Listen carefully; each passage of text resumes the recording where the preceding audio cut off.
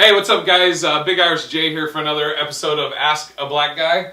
As always, Kev on stage, Kevin Fredericks, not FedEx as Lucas calls him. So we'll get right into it. Right into it. Yes, right into it. The last one's a doozy. It's a good one. All right, first question: skull caps and headscarfs. A skull cap, is that that's a durag? Yeah. I'm assuming. So Wait, is that the wrong term? Durag. Skull cap's the same thing. When you in the package it says, well, no, some do say durag. Yeah. What about it? What about them? Here's the thing: black women go to bed. Majority, not every. Most go to bed with their hair wrapped some way, either a scarf, a bonnet, satin thing, saran wrap, whatever works for you.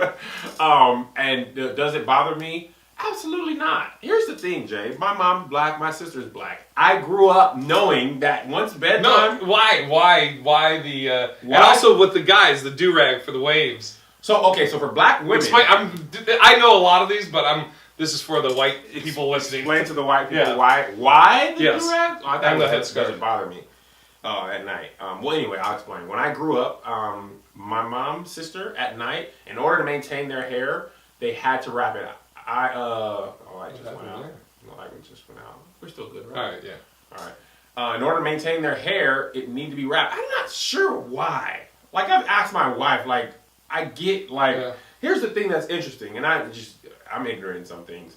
She goes and gets her hair done, right? And then, sometimes she comes home at 9:30, hair freshly done, immediately wraps it. And I'm just like, that was $90. Yeah, you know what I mean? But you better show that. You better trot that like a gazelle. Just for whatever reason, wrapping their hair maintains the hairstyle longer. Either something about moisture, like their hair on the pillowcase sucks the moisture out. You know what's going to be funny? Because me and you both are dumb. I think we both self-admitted. Right. Like, there's so much stuff that we're like, I have no idea. I can't wait because the comments are going to be like, dang, Kev, you don't know that. I don't know, say, man, you don't know. The do-rag for men is to get waves or maintain your hair, make it lay down more. I tried it, but I could never get waves. Never got waves? Never. I had friends that had the brush. Would walk around. I don't have time to brush my hair all day. I brush it in the... I don't even like brushing my hair. If I looked good bald, I would be bald. Actually, the other reason is bald men have to cut their hair way more than... my brother has to cut his hair 2 or 3 days, and 2. So, it's for waves and 360 waves and all that stuff. I just go to bed. I just wake up. I don't have time for all that. You woke up like this. I did. Well played, Jay. All right. Okay, I lived in Tampa, Florida for a while. Okay. And in Tampa more than any other place I lived. Gold teeth. It was literally like a rite of passage. Like, you graduate high school, we get into your set, son. Mama, I got my gold grill. Yeah. I think it's And these weren't even grills. It would be one, like a front tooth. Yeah. Gold. And I was like, well, there goes a job with benefits. Melissa's dad had a gold tooth. Oh, boy. Edit that out. He doesn't have it anymore. Maybe he does. I don't know. The gold grill, I'll say, it's really a regional thing. Like the South, California for a while, grills and dreads. Never been my thing. Even celebrities, Kanye, a lot of times. Larry Johnson back in the day. Larry Johnson, you want to emulate the rappers and stuff. So I don't know. I don't know that I've ever known somebody that had a gold grill. That was actually a white dude I know in L.A. Makes them. White people stuff. Yeah, he's making. He makes them. Makes grills. He wears them too. Oh, Sell I don't understand. Okay, the grill thing I can get I can kind of understand. Right. It's like your gold chain. You're showing off. But I don't understand. If a person has a tooth, like their tooth is rotted or knocked out, instead of getting the same color. Go ahead and throw a gold one in there. Why can't I be fresh, Jay? Let me be fresh with my mouth. You might as well just keep that little nugget rotted tooth. Nope. To gold all in my grill. All right. We asked Lucas on the Ask Asian, which I thought was his answer was really interesting that I had never thought about Bruce Lee. Growing up and or now, and in general, who would you say are heroes of black community, African American community? Man, Your personal and or what you think the black community? Personal. Well, the black community, I think the the ones that the most, talked about. Probably Martin Luther King and. He was the guy that had all the streets. Yes, in every city. Yeah. Martin Luther King, Malcolm X for a lot of people. Rosa. I mean, just like the typical Black history. Are there any? Are there any? Nice English, Jay. Are there any that like white people watching would not have even thought of? Like I would. If you asked me who I thought you were going to say, those are MLK, Rosa Parks. That's a great question. My personal ones, man, I'm a real big fan of Harriet Beecher Stowe, author.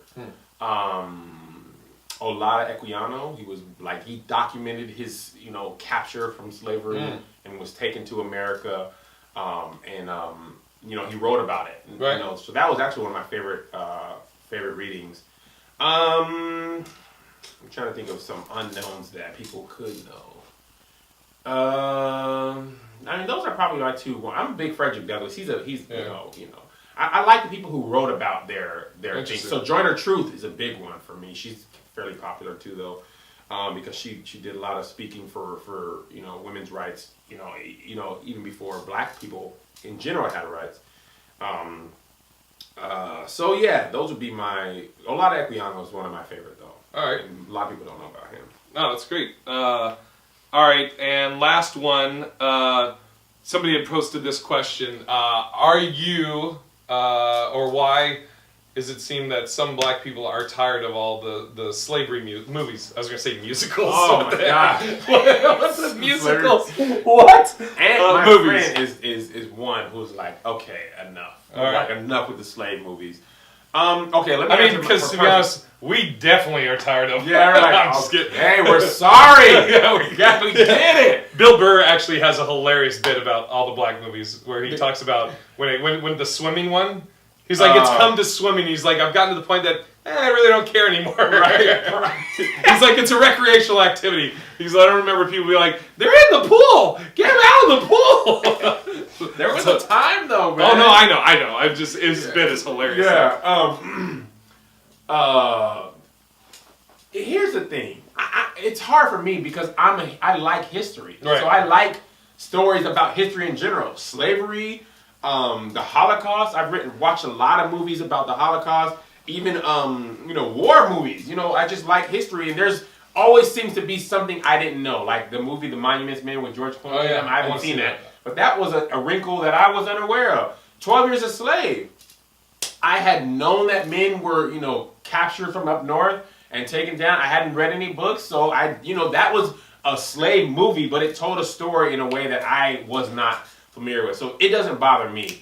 I think people who don't want to, we're like, okay, just want to kind of get past it. Like, and it's, the thought process is we can't get past it if we keep revisiting it. Interesting. You know what I mean? So, I get that, and that's why movies are made for people who want to watch them. I don't think anybody who makes a movie is like, everybody's got to see this 12 Years a Slave. You know what I mean? Yeah. But for your core audience, and the fact that it won Best Picture is pretty good. And Lupita, my celebrity crush.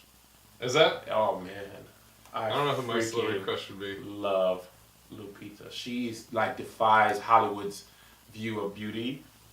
I find her beautiful, and she's super talented. I'm attracted to talent. She's the one that was in the other one too, right? Precious. What's her name? I'm sorry. So dumb. I'm so sorry. I apologize. Oh gosh. But anyway, yeah, that's why I think people are tired of it. Before or now, because you just want to okay, we can't move forward if we look back. But I don't necessarily agree with that line of thinking. Yeah, I mean, I feel if you want to do it. Yeah, it's I don't know. I mean, I haven't seen 12 Years a Slave yet. But I heard there's somebody I know that was white that said that they went and saw it, and then they got done. They were just like, I'm sorry. Yes, I'm sorry. I have a friend of mine, black girl, said a white woman hugged her in the bathroom for 6 minutes just crying. Wow. That's my bad, bro.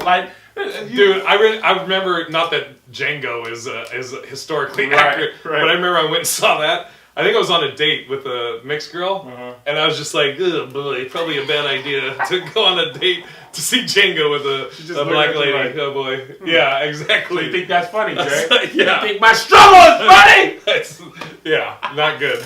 All right. Well, thank you for coming in and watching again. Kev on Stage, Kevin Fredericks at Kev on Stage. I'm Big Irish J, and in the description we'll have down below you have Ask a White Guy, where Kev's got some questions for me. And last week we put up the Ask a J dating questions. Yes. So enjoy that. Enjoy that, and see you next week. Yep. Thanks.